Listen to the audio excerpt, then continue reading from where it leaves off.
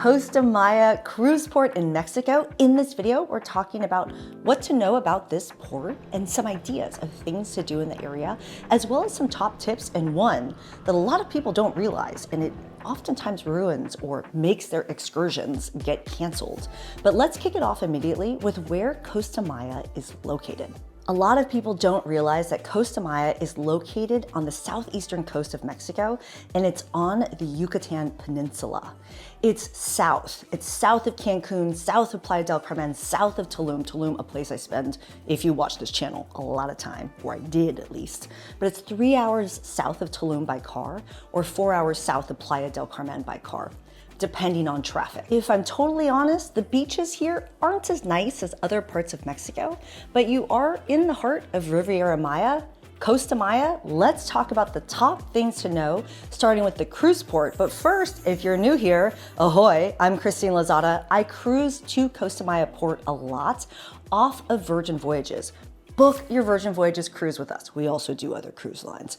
Check the description for the best deal out there, as well as the most helpful content, and it's the best way to support this channel. The thing that the majority of people do is they hang out around the port. Why? This is actually a really big and a really built out port. In other words, there's tons of shops, tons of restaurants, there's pools, like there's really fun, like beach club style pools at the port. And most people will get off the ship and just chill at the port, shopping and eating and sitting around at the pool. It's not really like an immersive Mexico experience, but it's one of the easiest things to do. And then you can have kind of like the views of the water and the ocean of Mexico. But that's what most people do. And a lot of times they will, have live music or have DJs, and it can be a fun, lively environment. And just in general, the port, while it's, it's not Mexico prices, it's Mexico tourist prices, you can find a lot of different variety of activities or just things, shops and different restaurants at the port, and most people are happy just doing that. A top thing that people ask is around money. In other words, like what kind of money do they accept? Do they accept credit cards? Do I have to exchange dollars, etc.? And generally, no. They are ready to accept American tourists and American dollars.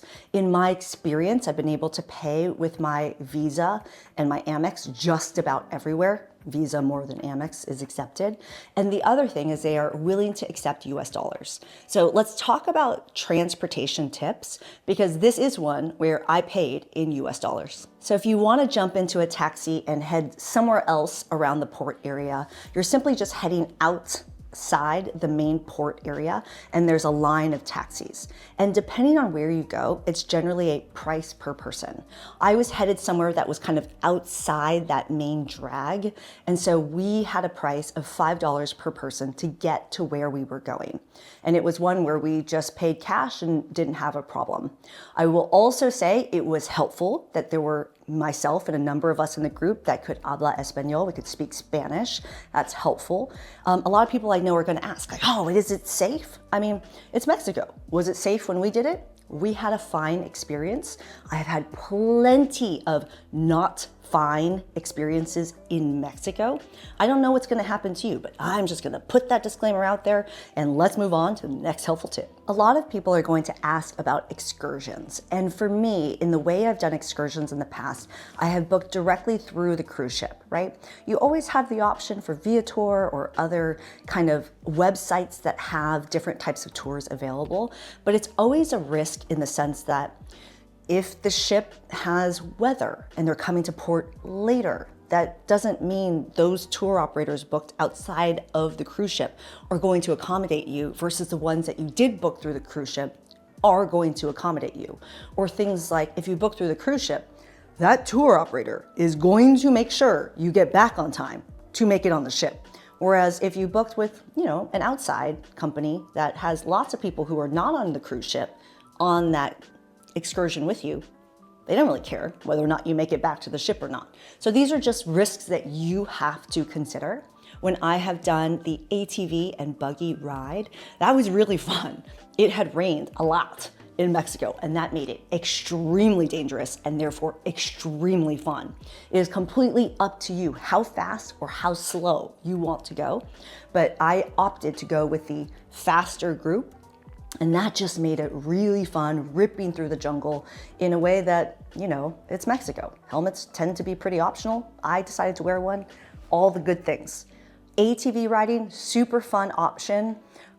It always depends though, right? Like how fast or how slow your group is and what they are offering and how many people are doing it. That can really change your experience of this, but I had a great time. For this one, it ended at a beach club, and I'm gonna talk about both of these beach clubs together because I have also done a beach club experience doing a different, I don't wanna call it an excursion, but something else at port. Which, by the way, if you're getting some value out of this video, cheers that like button, consider subscribing. And if you've done research on Costa Maya, or if you have been before and you have a helpful tip, add it in the comments below. We're all a community. I'm just sharing my experience with you, but there's tons more that I'm sure you know about that you can help others with in the comments below.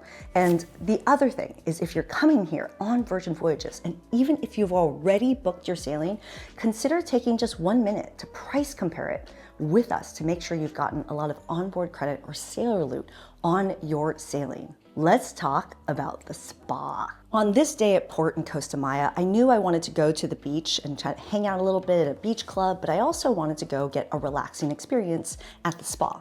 And so Vida Bonita Spa does get really great reviews on Google, and I thought I would try it out. It's important to know that it's a single room. So yes, you can do a couples massage, but it's a single room. So it's not like you can have 20 people all getting a massage at once if you have a large group of people. But this was one where I went, got a couples massage, and there's lots of different options and packages, super relaxing. I did the experience with the jacuzzi afterwards. And then we went and hung out at the beach club. We had a decently nice day while we were at the beach club. It was too cool to be able to go into the water on this day, but it was still nice to sit and hang out. And at all the beach clubs, they have like a full menu of like different kinds of food items and obviously drinks. This is just my opinion, but I'm always careful about water and ice. So I will only drink bottled water, and I will not get like mixed drinks with ice. I'd rather drink a beer straight from the can or the bottle, for example, or just drink a water or a soda straight from the can or the bottle. For me, I don't really like to take those risks, but some people have iron stomachs, so make the right choice for you. But the thing about the beach club that I don't love, and I've experienced this at both of the beach clubs I've gone to, and in general, anyone I talk to deals with it, is if you are at any of the seats that are closest to the water, you'll get it the worst there, but in general, it just happens at the beach clubs, which is they don't do anything at the beach club to stop vendors. So the entire time you are trying to relax, you will constantly have people in your face trying to sell you things. Trinkets, food, anything. It's just nonstop. And so it definitely is something that I have experienced. It doesn't mean you will, but it's just one to be cautious of, because for some people, they get so annoyed that they leave, and other people don't even notice it and they don't even care. So it just depends on what you care about. But if this is something where you're like, I don't know about that, you might want to go on a boat excursion and go spend a day on a boat instead of sitting at a beach club, and snorkel around the area. That might be another option. But let's talk about the top thing that kind of throws a lot of people off about Costa Maya. So one of the reasons why excursions might get canceled, and I've seen several of my cruises with Virgin Voyages, all boating, all snorkeling, all catamaran, etc., they get canceled because of sargasso. If you don't know what sargasso is, it's sargassum or seaweed. And on the Yucatan Peninsula and just in this area of Mexico, and not just this area of Mexico, just this part of the world, when it's hot, meaning the summer months, when it's hot, there's lots of seaweed. This is a problem all through Holbox Island, Cancun, Playa del Carmen, Tulum, and Costa Maya, where the seaweed comes in and it it comes in large quantities, which means that the beach isn't a great experience, or it just makes it hard to be able to get in the water and swim. So it's just one thing to be cautious of. I would recommend going to Sargasso or Sargassum websites that track this so you can understand it for your vacation and the timing that you're there for, but it's just one thing to be aware of. I want to answer one other top question, and that's about how busy the port will get. And it's one where I've seen things be really busy and other times like really relaxing. But if you're getting some value out of this video, cheers that like button, consider subscribing. Don't forget, book your Virgin Voyages cruise with us, price compare it. But one thing about Costa Maya is sometimes there's one cruise ship at port, and other times there's a lot. And sometimes when you're walking around the port, it's a zoo, and other times not so much. And there are cruise maps out there where you can go see when you're going to be at port how many other ships are going to be there to be able to plan accordingly. But at the end of the day, get off the ship, go explore, enjoy yourself, discover something new. I'm Christine Lozada. If you have a helpful tip, add it in the comments below, and I'll see you in the next one. Ciao.